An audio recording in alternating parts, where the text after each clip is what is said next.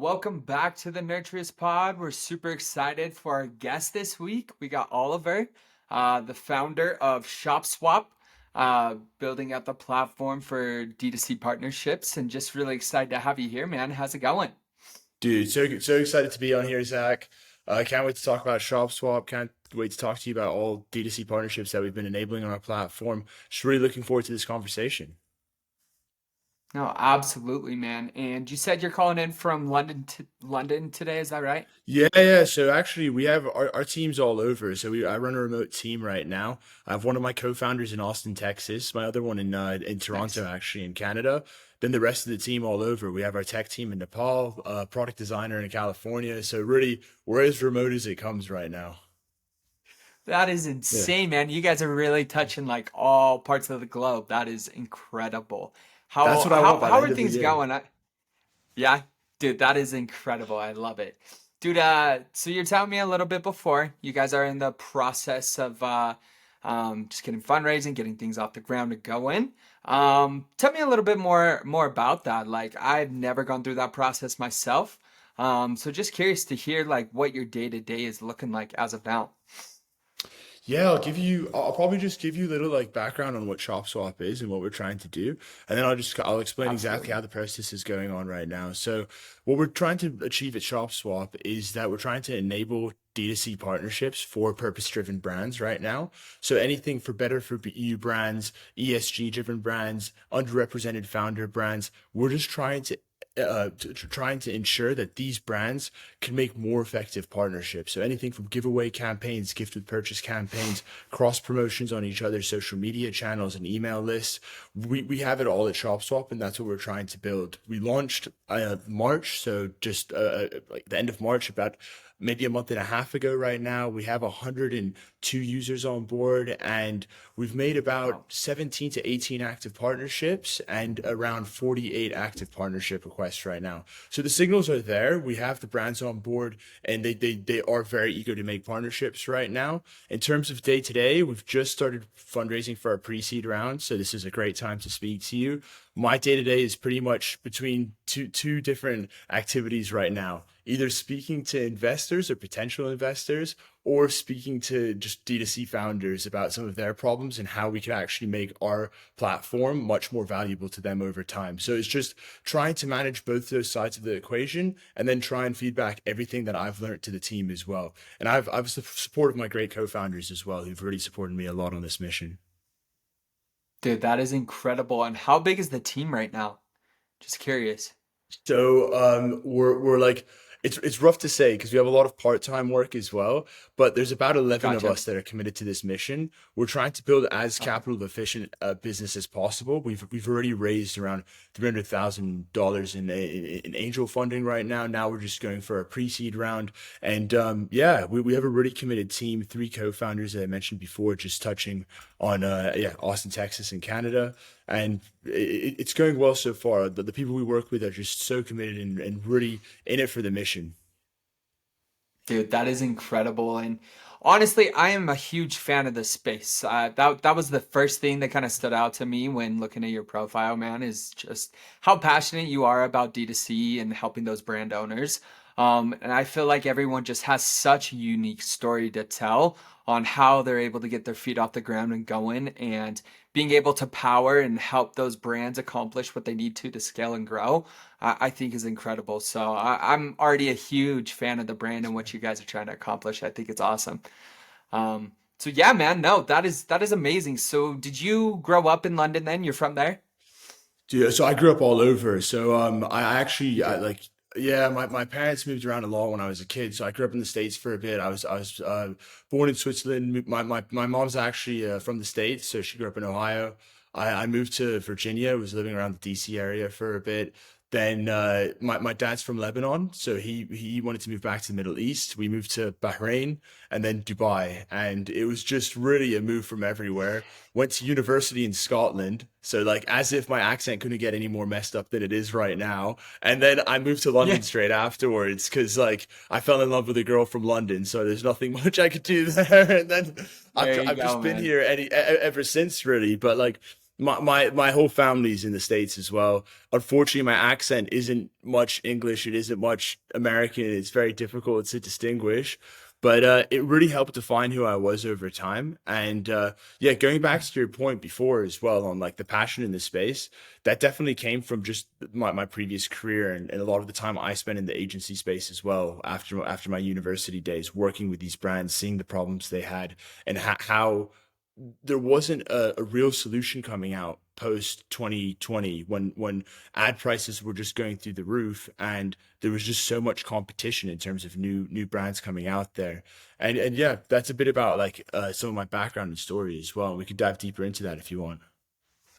Absolutely, man. No, that is incredible. I had no idea the amount of travel in different places that you've lived, man. Like I think that's so cool, and it's something that I think everyone needs to experience. Is just living in Yeah. different parts of the world and seeing the culture and how things work. It's definitely super eye-opening, and I'm sure you know better than I do what that can do for your perspective on and how you go about just your day to day. So, no, that's awesome, man. I'm Sure. super excited to dive into that.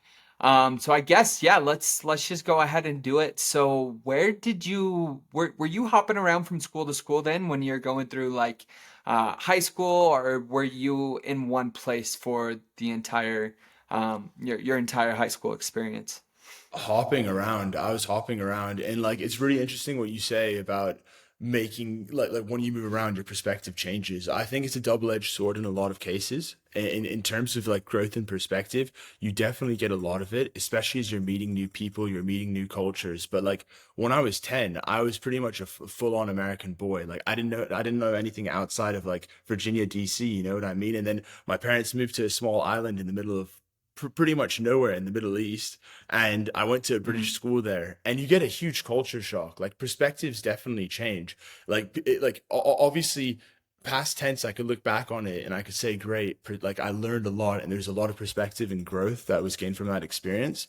But being in that specific scenario, I think there's in the short term a lot of pain and growth that has to be endured as you make those changes, and it's the same for any type of travel that you make. If for example you were to go to Thailand, anything that's much further out from what you're used to.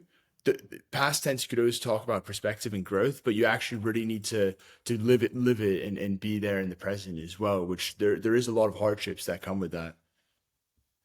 Yeah, no, for sure. And what were some of those hardships going for you? I know obviously like I'm sure just like changing friend groups and feeling comfortable in a spot, like I could imagine that that would be pretty tough. But yeah, just like what were those hardships and how were you able to overcome those?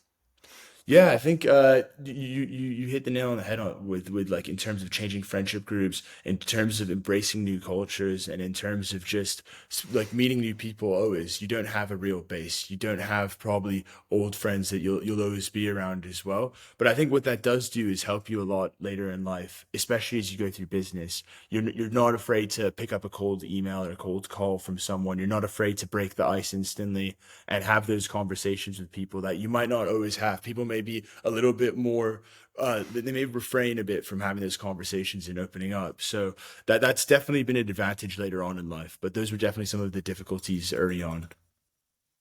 I love it. No, I love your perspective on that because I feel like, yeah, a lot of people growing up in the same hometown, it's not a bad thing, but I think more often than not, being comfortable and having that close friend group, it's there's definitely pros and cons, right? For sure. Like there are for every situation. So in your case, being able to expand and meet lots of new people and see these different cultures, I'm sure it's yeah, been an arrow in your quiver where you've been able to do that in business. But then, yeah, if, on the flip side, for those people who might not have that opportunity, who do grow up in the same town and they're kind of there their whole life, it definitely can be a lot scarier for sure. So, I love that, man. And I know in the few questions that I asked you before the podcast, you said you were more of a hybrid between a jock, a nerd, a class clown. Tell me a little bit more about yourself in high school. Dude, so I put that because I was obsessed with sports. I wanted to be either a WWE wrestler or a UFC fighter when I was younger. That was Ah, my aspiration. So all I used to do was nice. train MMA. I was obsessed, and until I found out there was real fighting, all I wanted to do was be an MMA fighter. I have Arab parents, so like they're very much in the same line as Asian and Indian parents that like grades matter more and like you need to focus on that type of stuff. But Yeah. that's where the jock side comes in. I played a lot of rugby, a lot of contact sports like MMA, and I was obsessed with sport. I still am obsessed with sport and a lot of aspects of competition. In terms of the nerd and class clown, I used to always like I still do have a lot of friends, and I like to enjoy time with my friends and always, at least back then, be the brunt or making a lot of the jokes at the time. And then the nerd part comes in because I used to love fiction, anime, all these things. So I tried to, like, as you do if you enjoy WWE or if you're into like, I guess, really niche sports in a sense, you just nerd out over them. You just get really deep into them. It's why I love podcasts and things like this. And yeah, answering your questions were great because it made me think back. I'm like, I don't really know how to answer this question right now. So let me Yeah. try and come up with the best response possible for this. No, for sure. And I think it's super interesting looking hindsight at yourself and like how you Sure. were and now how you are. So no, I appreciate the honesty and I feel like yeah, your priorities and what is important for you in your life changes as you go through different phases for sure. So it makes a lot of sense. I feel like I was pretty similar. I played football, baseball, Nice. basketball growing up. Friends were always super important to me as well and parents, they always wanted me to get good grades. So like kind of having that Yeah. hybrid mix of having fun, being able to play sports and have a good time with your buddies, but then also being able to take school seriously when needed, at least enough to get a good grade so you can go have fun. I definitely feel you there, man. That's awesome. And so, Likewise. but you said that definitely like sports were your most important thing for you in high school. What would you say like was your biggest takeaway from sports that you have been able to apply in your day to day as you've been fundraising and growing this business? Yeah, great question. I definitely feel like there's a lot of different factors I've taken away from playing sports back in the day, and still to this day, I still try and play casually some like soccer, for example, or other sports. But discipline is one of them. Like discipline is one of the most important things. Like especially during school, like you could probably resonate with this. If your parents wanted you to get good grades, I mean, if you hold yourself to a high standard as well, you need to have the discipline to wake up or after school go to these activities, train yourself, make sure your like your cardio is up to speed, make sure your muscles up to speed, practice whatever sport you're doing if you want to be at a high level. So it's really taking that time outside of what like the normal requirements are to discipline yourself to become better. Teamwork is another one. Like team sports, you just need to cooperate with people even if there are loads of dickheads on the team. Like you need to learn how to work with Yeah. people. That it's true. Like I'm sure we all had that one guy you just cannot stand socially, but like he's Oh, such a good player that you're like, shit, I have to cooperate with him right now. And it's the same with like yeah. life, right? Like when you're at work, it's just like there's going to be times there's people that you just fundamentally disagree with, and you need to think like strategically as a game, how can I work it out to make the best possible outcomes for both of us and for the whole team in general? So that's another factor that I really think is important. And lastly, it's just improvement, constant improvement in yourself and driving yourself to that next level. You always want to break through to that next level in sport. You always want to learn. Let's say if it's like you're playing America, like football, you want to learn how. If you're a quarterback, you want to learn how to pass it in a specific way. You want to learn how you can pass it faster, or how to improve your agility in some sort of field. Like it's the same with work. How if I'm learning copywriting, if I'm learning a high leverage skill, how could I learn that new technique in order to improve myself later on in life, and how could I apply it to my later practices? So I think you probably agree. Like you could take so many lessons from the sport you played as a kid and apply them to what you're Mhm. doing now. No, dude, I think you hit it right on the head. I mean, discipline, teamwork, and constant improvement, like Yeah. definitely three huge factors that I think any athlete could take away from their experience playing sports.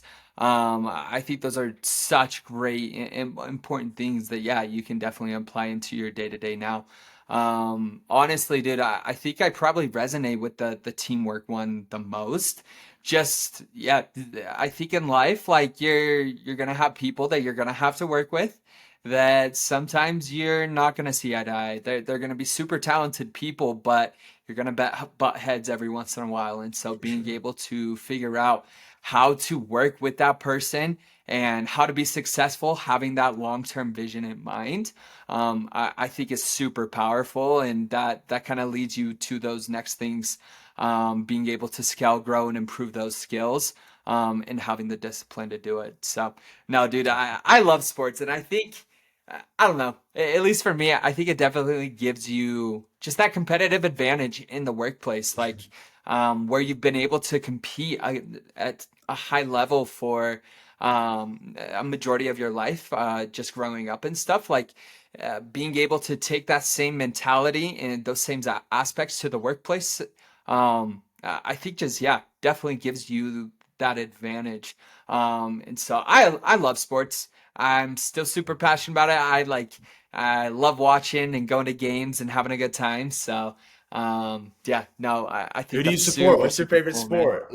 Let's go through that. Who's your favorite team? Yeah, man. I cheer for the Red Sox. We got the sign back here, baby. Let's go. Yeah. My grandpa, he actually played for the Red Sox back in the day. So baseball was like always kind of my passion growing up. But funny enough, so my dad, he played collegiate football. Long story short, I was gonna play. COVID happened, ended up not happening. And yeah, I cheer for the Raiders. Not always the proudest to say it because they haven't been the best over the course of the last couple of years, but got to stay true to the team. So, how about You you, have to. man? Yeah, dude. To be honest, I'm like over here. Since I'm in London, I just follow different sport. I try and stay in touch with Mm. like a lot of the American sports that are happening, but the time difference is just such a killer. Like I love basketball, I love Oh, football. It's just such a pain because the earliest game is on at midnight here. So like unless I'm staying up, it's just so difficult to watch. Like seriously, my sleep schedule. I could tell you in university, it just did not go well. Like I was just obsessed with basketball, and I had to stay up every single night. And actually like my two obsessions at the time were poker and basketball, and that's how I met my co-founder, just on the poker felt while watching basketball. People would have thought that it wasn't it was a great and fun time, but it was just a very manic time, that's for sure. In terms of teams that I support, I watch a lot of soccer. There's a team that's actually close to where I live in London called Tottenham Hotspur, and they're my go-to team for soccer. I'd say that's one of my favorite things to watch. Right now, they're not doing so well, but as you said, you have to go through thick and thin, no matter how much the team is hated. exactly, exactly. You said you like basketball. Are you watching the playoffs right now, or isn't working with the schedule either? Dude, I'm trying to as much as possible. Like every Yeah. weekend, I'm definitely turning on some games because it's a bit earlier and a bit more manageable. With basketball, Mm. I say I don't have a clear team. I do just have players that I kind of support, and in trying to keep up to date with that. But these playoffs are a crazy one, that's for sure. No, it's been wild, man. It's super fun to watch. Well, cool, man. So diving a little bit more into like who you were in high school. I mean, obviously, sport or you were a jock, nerd, kind of class clown. You knew, I know you answered to the question that you kind of knew that you were going to be an entrepreneur. Where did that mindset come from? How did you know that like that's what you wanted to do? Do you have like, are your parents, are they entrepreneurs as well? Did you have other influences in your life who are entrepreneurs? Or tell me a bit more about that. Not necessarily. I think a lot of people, especially when you're younger, obviously your parents probably influence you the most, but like most importantly, we get our influences by second nature and sense like subconscious influences a lot of the times. That's what I believe, and also just through the books that you read. I used to read a lot of autobiographies or biographies about business people, and just get really inspired by a lot of the stories that I read. And for me, I always knew that at the end of the day, I really want to work for myself. I pride independence over a lot of things. And I think that having that sense of independence over what you're doing I have a real pride over it. And I'm sure most entrepreneurs do is like, look, we know people say independence and they think less work or some freedom from work. That's not the case at all. We probably have to work 2 times harder, or like 10 times harder in some cases to get things off the ground. But Mhm. what we do know is that it's more fulfilling at the end of the day. We know that we're 100% doing it for ourselves and doing it for like a bigger vision over what we're doing. And that's just the feeling I always had is like straight from high school is that I want to build something big. I want to make sure that I work for myself and I could bring my visions to reality. And I think that's a really powerful concept that when you start going through the work world, of course, there's great value in learning the skills from a corporate experience or being part of a team and just joining a team and doing a lot of the work there. But over time, it does trap you because you get comfortable, you get on the hedonic treadmill, you start earning money, you start having to pay for a house, you get comfortable with a certain way of life. I think it's important while you're young to take those risks and really go for what you believe in. If it doesn't work out, it's a lottery at the end of the day. You could probably put in another ticket and learn from all the experiences and mistakes that you might have made to make it better. So it just really inspired me from an early stage just to work for myself, learn from a lot of the books that I read when I was younger, and really have that sense of independence as I was building something. No, that's incredible, man. I think that's super cool that you were able to read those stories and they had such a powerful influence in your life at such a young age. At least for me, like going through high school and stuff, I had no idea what I wanted to do. And I didn't really start like really taking things too seriously until after, which I mean, it's worked out fine, but definitely that's like my one thing. I wish I would have started looking into things and reading more books and listen to more podcasts when I was younger. And so it's kind of the whole purpose of this podcast is to be able to help people and inspire people to take those actions earlier in life, rather than waiting until it's too late. And so or not even until it's too late, but just getting a head start for sure. So that's super cool. Did you know that you were gonna be in like this D2C space, or like you were just entrepreneur? You're gonna try things out and kind of figure it out as you went along. Yeah, I just want to cover what you just touched on right now as well, and then I'll answer your question. Like, I completely resonate like with the reason why you started the podcast because I was exactly the same, to be honest. Like, I definitely had a sense of what I like of career and wanting to achieve something, but I just didn't know what I wanted to do. That was also a big reason, and I think it's really important that even if you're young right now, it's never too late. We're always put under pressure from social media, from other sources saying like this person's achieved this person's achieved this, and it's really important to just say, hey, like I don't need to compare myself to others, no matter how much the world is trying to compare me to others, and just stay in your own lane of progress and just be happy with the progress you make yourself. Because I was exactly the same way. Like going back to the class clown element, I did not want to have to think. I had way too much fun in college. I definitely was late to the party in terms of improving my own self, and I probably passed or Mhm. messed up a lot of opportunities when I was younger when I could have taken advantage of those opportunities career wise. But really, it's just never too late, and just like don't. I feel like too many people in this day and age try and compare themselves to others. It's just the nature of social media as well, and like information being so prevalent. It's never too late, really. If you just stay dedicated to a mission, no matter what age you are, you're early by whatever standards. And I think that's important to realize. Going back to your question about the D2C space, I kind of fell into it actually. So going back into being an entrepreneur, straight out of college, university, I was geared up to go into finance. I'd done loads of corporate internships. I was getting a job lined up at like at a hedge fund. I was really putting all my pieces on that side of the table. But at the end of the day, I just really wasn't happy with that decision in my heart of hearts. So I moved into the startup space, joined a small art tech startup in London, and I ended up actually becoming friends with the CMO of that startup. And what we realized is that agencies charge a boatload of cash. I was still quite young, so I wasn't really familiar with the space, but they weren't actually like providing real services for the startup we were working for. We worked for 3 agencies at the time, and it just was not that the results did not reflect the price we were paying. So I had the data expertise, and my co-founder had the creative expertise, and we had actually started a data-driven marketing agency for tech and D2C companies in London. And it really took off quite early on. We specifically focused on paid media, so Facebook ads, Google ads, and just a lot of social media ads for these types of scale ups, these D2C scale ups and tech scale ups. But I particularly focused on D2C companies, and it made me really familiar with the space. So it helped me grow my network, and it really kickstarted me on this adventure that would lead me to ShopSwap. Oh my goodness, that's so cool, man. Because I think in hindsight, I kind of mentioned it earlier, but like it's just really fun to be able to see how things pan out. Like for your on your behalf, like I think finance, like that's a goal for a lot of people coming out of university or out of college. I think it's kind of like the title. It's what all the big shots go into, and it seems super enticing and fun.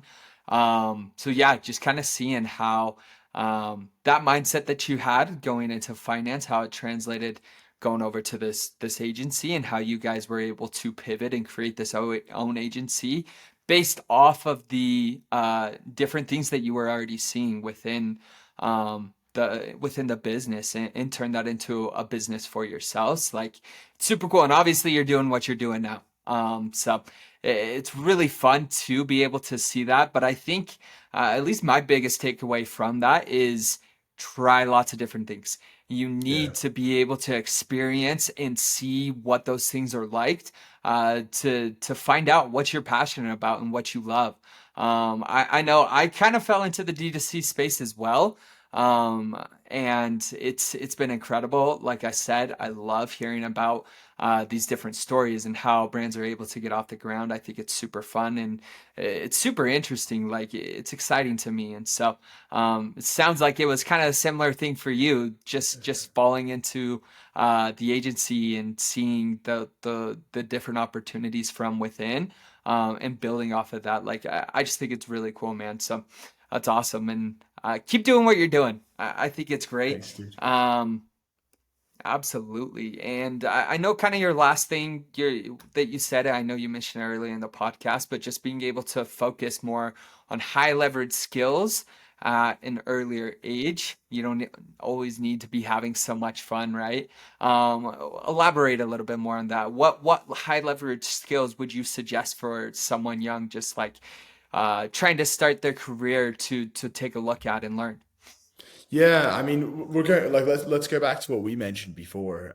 In terms of getting started when you were young, I think when you're young, you have a lot of distractions in terms of friends, other things going on, social requirements that in hindsight they're not that important at the end of the day. And you could have probably done with like not going to one party where your friends were at, or one social engagement, or worrying about the specific girl that you didn't get to go on a date with, or something like that. And it's really important that when you're young, you start at least seeing what trends are going on. Like now that we're both in the working world, we're always probably on listening to podcasts, keeping up to date with the news. We know the trends that are going on with AI. We know the trends that were going on last year with Web3. There's always specific trends going on, but there's always high leverage skills which will always be important. Things like, let's say, good copywriting, coding, design skills, and also just understanding how to work with new technology to enhance those skills. So AI is a great one right now. Content marketing obviously like there's a lot of AI in content marketing right now, but people still need to know how to prompt, let's say, ChatGPT to get that content. If I was young right now, I'd say, okay, what types of jobs are going to be in the future, and how do I just stay ahead of the game to understand what type of work skills are important? Like even when we were growing up, probably something like being really good at Excel was very important, and it still is important. I think it's really important for anyone in high school right now to just keep an eye on what skills you'll need to learn from work, because they're so different from what skills you'll need to learn in university, and just start learning them now and be in the best position possible when you start getting a job to show off some sort of project that you've done. And the best thing is like that's the way we met off Twitter. There is no barrier to social media. You could meet anyone and everyone and show off your work. Like I'm seeing people that are like 14 years old on Twitter have like 100K followers because they're showing off their Notion templates. I'm like, these kids are miles ahead of us. It's just insane. So Oh, yeah, yeah. yeah, that's No, pretty I'm much what I with you, meant by man. it. I think no, that's cool, man. I love it. I think Yeah, it's definitely interesting to see how trends evolve over time. But you hit it right on the head. Like trying to keep up with the trends and staying on top of things is super important.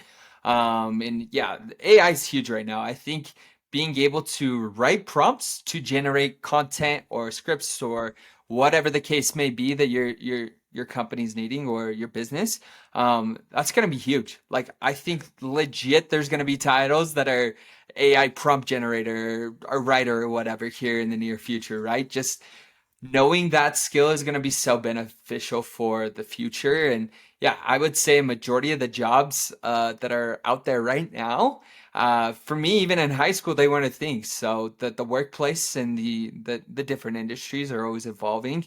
And so making sure you keep your ear close to the ground, knowing about the trends and seeing what's going on, is super important. So I agree with you 100%, man. But yeah, I think that is it from me. I appreciate you hopping on. Honestly, probably one of my favorite podcasts so far.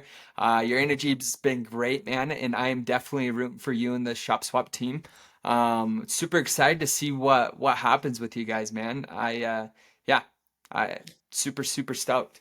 Thanks so much, Zach. Yeah, thanks for having me on. It's been great to chat to you and share what we're up to and just share a bit more about my journey as well. Hopefully, it inspires someone as well. Feel free to reach out at any point. And yeah, Zach, really great to meet you and connect with you. Absolutely, man. No, I agree 100%. And where can people find you at? Yeah, What's find me what's on your ad Twitter on at Twitter? I forget. Ollie Hajjar. So just my name shortened OLI, and then my last name Hajjar.